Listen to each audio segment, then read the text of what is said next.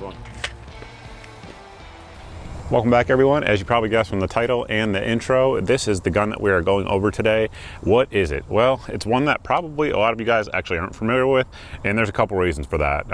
Number one is going to be they are price prohibitive, so just know that going forward watching the rest of the video. And I did buy this gun, just on that full disclosure, I have zero relationship at all with anyone at B&T, and they are relatively hard to find.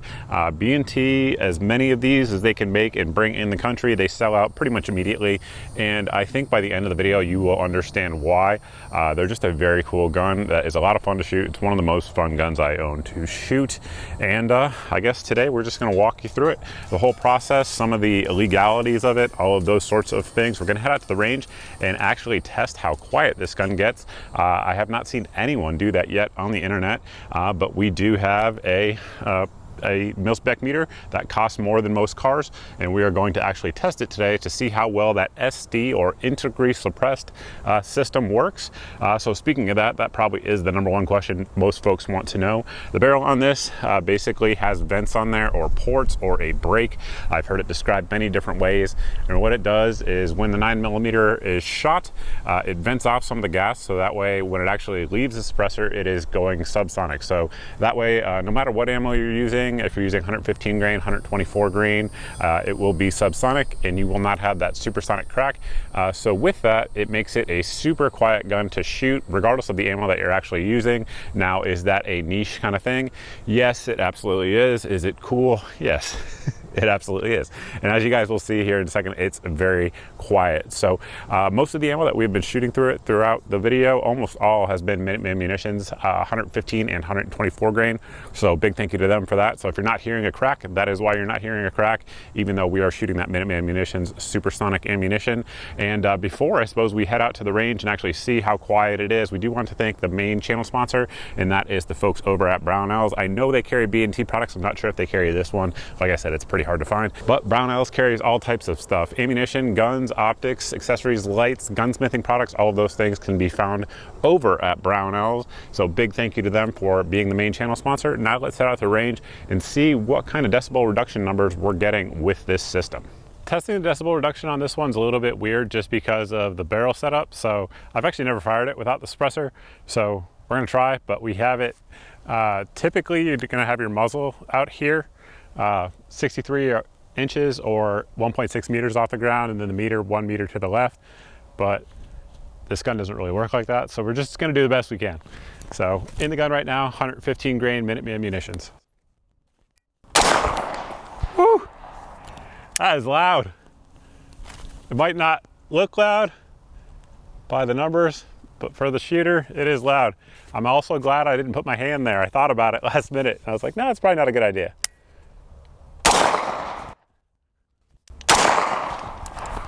It is like getting blasted with fire in your face. That is what the experience is. Do not recommend. All right, now we're gonna throw the silencer on there like it was meant to be. All right, everything's the same with the exception of the silencer being mounted as designed. Now I can actually put my hand up here.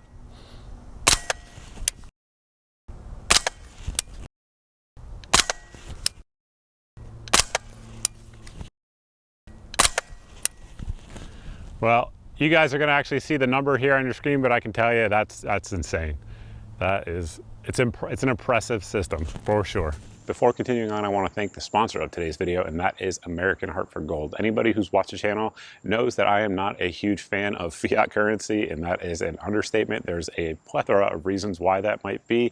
Constant inflation, banks failing, the government threatening to bring about a digital currency. And as firearms owners know, you cannot count on the government for your protection. Our friends at American Hartford Gold can help you diversify your portfolio from just fiat-based currency to physical gold and silver, so that way you diversify that risk across the board. American Hartford Gold has thousands of 5-star ratings and an A+ rating from the Better Business Bureau. Plus, they support content like this, which certainly is not the case with all companies, as many of you know. When you reach out to them now, they will give you up to $5,000 in free gold or silver. You can let them know that I sent you by texting code GEAR to the number here on your screen, or giving them a call at 866 866-2097. Again, that is 866-856-2097, or text GEAR to 65532. Now back to the video. One thing to note based on the footage that you guys just saw out there at the range, as the gun ships from the factory, it does ship with a nut that goes over those venting ports there. That is how you're supposed to shoot it, shooting it without the silencer. However, I didn't bring it with me at the range and we just wanted to fire it anyway. Plus the fireballs just look cool. So as you guys can see right here, that barrel comes out to right about here on the handguard itself. And then after that, it is just a silencer. Now they make several models of this. Back when I purchased this, this was the only model available of the APC9 Pro SD. Now they make a compact, and basically that one has a shorter silencer, and then they also have the collapsible stock on it rather than the folding one that we have here. But essentially what that one looks like is this is the silencer that we had on there, of course, and as you guys can see, it sticks out the end. So that one kind of comes out about here. Obviously you're going to have a little bit less sound reduction on it, but it's going to be a little bit more compact as well. Now they also make a K compact version that has a modular suppressor system, which I totally want and probably will be purchasing if we're just being honest with ourselves. And that one there has a 3-inch barrel. Again, it is ported, and then the suppressor is modular, so it comes right out to the edge of the handguard. It looks super cool, probably not super quiet, but if you want it to be quiet, like I said, it's a modular suppressor, so you can add on the second piece of the suppressor and make it just as long as this. As you guys can see, that is a huge silencer. Obviously it mounts with the threads there on it that go over the barrel. That is what makes it integrally suppressed, is that the barrel is inside the silencer and venting gas inside the silencer. Now the gun that is most popular for having that type of system, of course, is going to be the MP5 SD. That gun's been around for 50 years or more at this point, been around a real long time. However, that system has some problems with it. If you guys actually watched my video I did on that, we talked about ballistics, a lot of stuff on that. Basically everything ballistics wise that is in that MP5 SD video applies to this. However, one thing that we talked about in that SD video that doesn't really apply to this is the cleaning. So this one here, again, you still have to clean those ports like you would on the MP5 SD because they can get carbon fouled and essentially not function. And then additionally, you can do damage to your silencer if you don't clean it. Every, I don't know, there's probably a recommended number in the actual manual, but I would say every 1,000 rounds. And on the MP5 rather, SD, if you don't clean it like every 300 rounds, you're gonna start having malfunctions. This one here can definitely go a lot longer. Additionally, it is much easier to clean. You don't need a special tool like you do with the MP5 SD. You just remove the handguards with this bolt here that goes across and you just scrub it. It's much, much easier to do. It's just a simpler system. It's a better system. It's a cleaner system. So overall, I definitely prefer the way that this works in terms of the venting versus an MP5 SD for sure. It really is kind of like the modular modernized version of that concept. This one, of course, has the M-LOK handguard. We also have our 1913 rails on there. And the reason that's important is I'm going to do a jump cut here and put the silencer back in since I can't show that on YouTube. And then I'm going to explain why you want those 1913 rails. We've got the silencer back mounted up, of course, YouTube compliant. There's absolutely no way that you at home could ever figure out how I put that silencer on there, but it's back on there. Now, before we actually get into why you want these 1913 rails, I do also need to mention this is also going to be a Mug Club episode where we're going to do the free review of this firearm here on YouTube as well as over on my Rumble channel. Then we're going to head over to Mug Club where we do exclusive content every week as well as other creators doing it as well, I should say. Folks like Alex Jones, Steven Crowder, the Hodge twins, Nick DiPaolo, Brian Callen, and others are doing exclusive Mug Club content over there. If you guys are interested in that, there will be a code here on your screen that'll get you guys a free month. And today on my channel, we're going to be talking about ammo vending machines, basically what they are, where they are, why they're cool, why they're not so cool in some cases, and basically what we think of them overall. And then we're going to take viewer questions as we always do. So that is Mug Club. Now back to the actual firearm itself. One thing that whenever you have a suppressor going into an M-LOK handguard like this one that you can run into issues with, and in fact it's why a lot of companies that do anything integrally suppressed still use either 1913 or key mod, is that a lot of M-LOK slots, like the ones that we have, for example, on this vertical foregrip, a lot of M-LOK slots, the studs will be so long that they'll actually hit the silencer on there because there just isn't a lot of clearance. You guys should be able to see that there. There's just not a lot of clearance between the handguard itself as well as the silencer. Some M-LOK accessories will work just fine, some will not. So for example, this Surefire, this is the Scout Pro. This turbo, to be specific, that we have a review of, but this one with its M-LOK attachment would not actually fit on there, so we had to use the 1913 attachment, so that way it has a little bit more standoff from the actual silencer itself. So that is why those 1913 sections are there, and they're provided from B&T from the factory. Now, continuing on back, of course, we have the M-LOK slots at the 3, 6, and 9 o'clock position, as well as the offset. They are all functional, so good on B&T for that. They also offer this with just a 1913 handguard if you guys are interested in that. Again, if they're ever in stock, which they rarely are. We're going to drop our magazine. Now, one thing that the Pro in the name here indicates is that the gun is fully ambidextrous. So this is our charging handle here. And as you guys can see, it folds up. It is non-reciprocating as well. And basically to charge the gun, just pull back, and it's very short. It's a very short stroke on there. And one thing you feel immediately is something that is, I would say, unique to B&T, which is their hydraulic buffer system. So one reason this gun doesn't look like it's recoiling a lot, even though it is a blowback design, is that B&T has a proprietary hydraulic buffer system here in their stocks. And if you guys are getting a braced version, they have a little brace adapter as well that has the hydraulic buffer in there. And so what that is doing is it slows down the actual bolt as it's traveling to the rear, as you would imagine from a hydraulic buffer, but it does it in a way that of course happens very quickly as that buffer compresses. And one thing it doesn't do is it doesn't give you that shock and that jolt that you would typically get from a blowback style gun. For a blowback 9mm, it is extremely soft shooting, especially when you think that it is integrally suppressed and you're getting more gas back in the action than you otherwise would. From a shootability perspective, this gun is one of the easiest guns on the planet to shoot, honestly. If we're being honest, it's kind of like the perfect gun to give to a new shooter to teach them how to shoot long guns.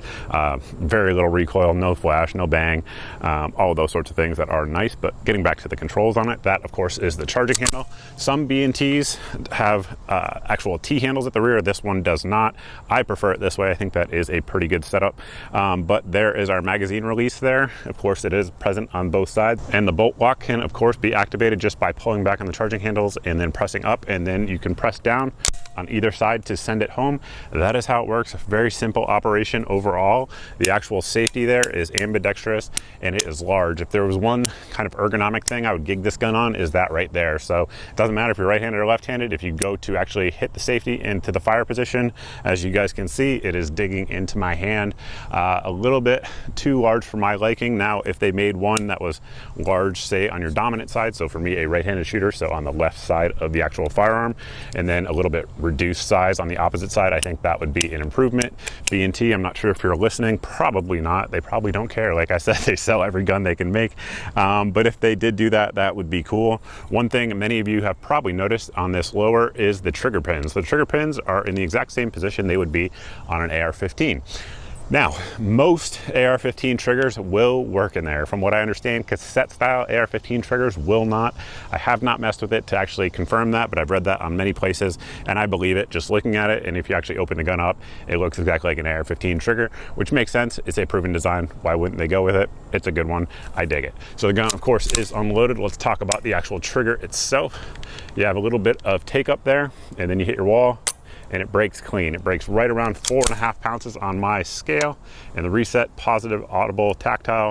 I mean, there's just no reason you can't shoot this gun accurately, and this is one of the most accurate PCCs, if you will, that I have, which makes sense. Fixed barrel, B&T, Swiss quality, it all makes sense. Now, this particular one has the B&T magwell, which uses, as you would imagine, B&T mags. These mags are the same mags that have been adopted by the US Army and many other militaries around the world, and the standard APC9 that has been, again, adopted by the US Army and many other armies around the world. It's a very, very common gun. It's a very proven system.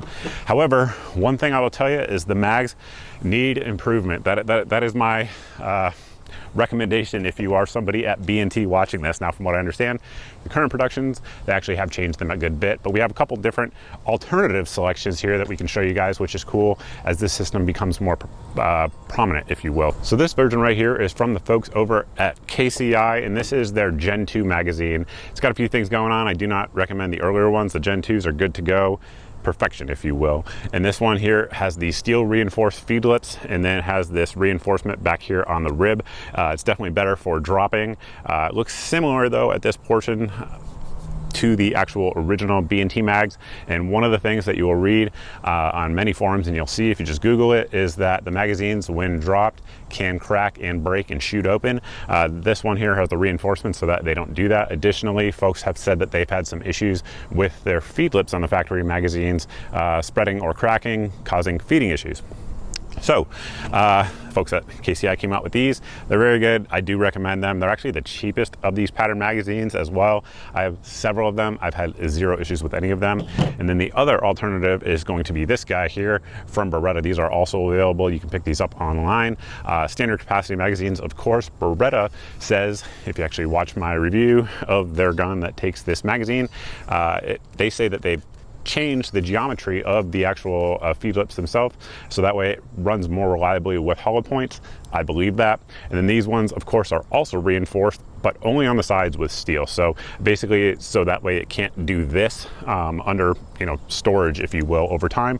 And then they have this right here, which B&T has adopted. The current B&T mags do have this base plate here that is reinforced for the same reasons. That way, if you drop it, it's not just going to crack and shoot rounds everywhere. So that is one of the improves, if you will, for this gun, is that they need to make better magazines with it. However, if that is an issue for you, they also make this lower that takes Glock magazines, and then I guess it will just solve that issue. However, I personally think it looks much cooler with the B&T mags. That is a preference thing, but it is true. I do think so. Continuing on, the gun does come with folding iron sights. They're very good. There's absolutely nothing bad about them at all. One thing you may notice is that my rear, I had to drift it all the way over almost to the left to get it to zero. I don't know why that is, but just like any other military gun, as long as it is zeroable, it is in spec. We have been using the Holosun. This is their solar red dot. It has no battery that you actually put in it. The battery is internal. It's pretty cool. Review will be coming on that, so stay tuned for that one. And then continuing back, we do have this sling attachment point on the left side of the firearm. Of course, you can also attach a QD socket if you guys want to run those as well, or use any of these different holes in the stock to run a loop through it. There's really a lot of different sling possibilities with this gun. Not mad about it at all. The stock itself basically has this little button right here to open up, and it is very solid. We should note that there is no play in it at all. And then when you actually lock it in, there is a little hook that hooks in right here on your latch, so that way it's not going to pop open. If you're riding around in a vehicle, you have to deliberately pull it out and then put it back into the open position. At this point in the video, we've hit most of the important things on the actual firearm itself, with a couple exceptions. Number one is going to be reliability. Right now, this gun has been cleaned twice. So I guess when I first got it in, and then about 1,000 rounds in. Other than that, we haven't cleaned or lubed it at all. And again, you're running an integrally suppressed gun that's getting a lot of junk back in the action, and it has just under 2,000 rounds. Honestly, it probably needs to be cleaned if we're being honest. But we've had zero malfunctions of any kind, absolutely none. Everything has ran, again, the vast majority of it being Minuteman 115, 124 grain. We've ran a ton of S&B hollow points through it as well, 115 grain. We'll see how it does with hollow points. We have some S&B 115 grain there. Factory mag, obviously.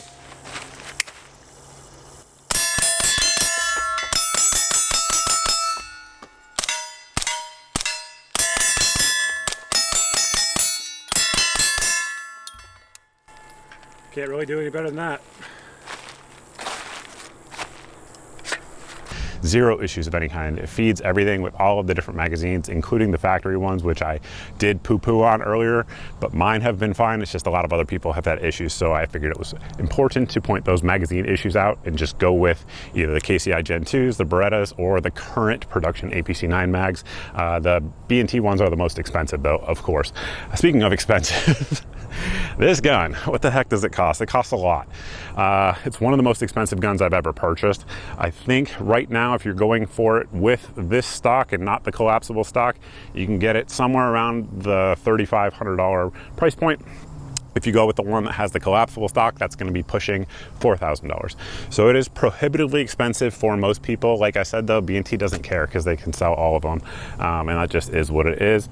It's made in Switzerland. It has that Swiss manufacturing to it. It runs exactly like a Swiss product you would expect, but it is expensive. Do you need it? No. Is it an awesome gun to have? Yes. If you think about like a home defense type scenario, if you are okay with pistol rounds in that scenario, I'm not sure there's a better option than this one, honestly, if you are not considering price, that is. But again, it's going to be quiet, as you guys saw. No need for ear pro for a few rounds. Of course, obviously you can't mag dump infinity rounds through it and not have some type of hearing damage, but more than most with this gun you'll absolutely be able to have, because those decibel reduction numbers are so good. And the actual ballistics of it, again, check out my MP5 SD video if you want to see it, but you don't really lose all that much ballistically. You're still getting that heavier bullet compared to like 380, like a lot of people want to say, and it's only going, you know, just below the speed of sound with this gun, which certainly is still enough to do about as much damage as you can expect with a pistol round. So I think that's pretty much it. Would I buy it again? I would. I absolutely would. That said, you know, if you asked me that question 15, 20 years ago, when my budget looked very different than it does today, I would laugh at you. So it just depends where you are in your life and what this kind of performance means to you. It's going to mean different things to different folks out there, but I think it is a very good gun. I have another B&T gun review coming. I bought that one as well. You're going to see a very different outcome in that review, so stay tuned for that. If you guys want to see me trash a B&T product, that will be happening in the future. But that's really all I have for you guys. If you guys are new here and you're not subscribed, definitely hit the subscribe button. Additionally, follow me on all my various social media sites. Twitter, definitely the best one lately, seems to be. Truth's been good as well. But additionally, if you think you are subscribed, just double check that. There's a lot of people that have been getting unsubscribed lately. I don't know what that's all about, but do that. And then if you guys aren't seeing 2 to 4 videos a week and you've done all that, you can sign up for my email at the website here on your screen. This email goes out once a month and it has all of the videos since the previous month's email went out, so that way there's no big tech giant censoring your eyes from my content. Additionally, we have a daily deals email, so that way if this particular firearm comes in stock, goes on sale, we will put it in there. We'll put the magazines in there, we'll put the grip in there, we'll put the light in there, we'll put the optic in there, all of those things. That has 8 of the best deals that we find around the internet. If the item, whatever it is in the email on that particular day, it's the cheapest I know of for that product anywhere on the internet, because I've done the price comparisons for you, so that way hopefully it saves you some time and some money. And with that, I think that's pretty much all I have. Thank you all for watching. We'll see you over on Mug Club.